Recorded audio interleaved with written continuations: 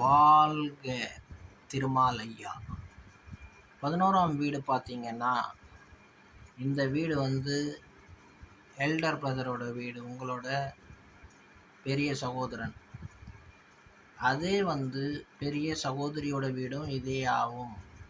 இந்த வீட்டு அதிபதிகள் ராங்கான இடத்துல பிளேஸ்மெண்ட் ஆகிட்டாங்கன்னு நினச்சிங்களேன், சத்ருஸ்தானத்தில் பிளேஸ்மெண்ட் ஆகிட்டாங்கன்னா, இவங்கள மாதிரி சத்ருன்னா உங்கள் எதிரிகள், இவங்கள மாதிரி எதிரிகள் நீங்கள் தேடினாலும் கண்டுபிடிக்க முடியாது.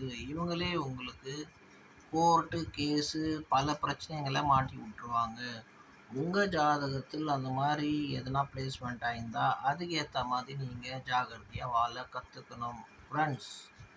இது முக்கியமான விஷயம். ஞானத்தை தெரிஞ்சு நம்ம வாழ்க்கையில் வாழ்கிறது தான் புத்திசாலித்தனம். இந்த மாதிரி இடத்துல போனால் இந்த பிரச்சனை வரோன்னா அதுக்கேற்ற மாதிரி நம்ம ஃபெசிலிட்டி பண்ணி போகிறோமா இல்லையா. குளிர இடத்துல போகிறோன்னா அதுக்கேற்ற மாதிரி நம்ம ஸ்வெட்டர்லாம் எடுத்துகிட்டு போகிறோம். வெயில் இடத்துல போகிறோன்னா நம்ம அதுக்கேற்ற மாதிரி ஏர் கண்டிஷன் காரில் போகிறோம். அதே மாதிரி நம்ம எனிமீஸ் எங்கே இருக்காங்களோ அதுக்கேற்ற மாதிரி நம்ம செட்டப்போட வாழ கற்றுக்கணும்.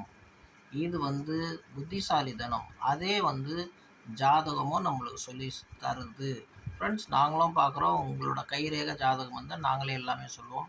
எங்களோட கான்டாக்ட் நம்பர் அபவுட்டில் இருக்குது. வாழ்க வெங்கடேஸ்வராய நமக.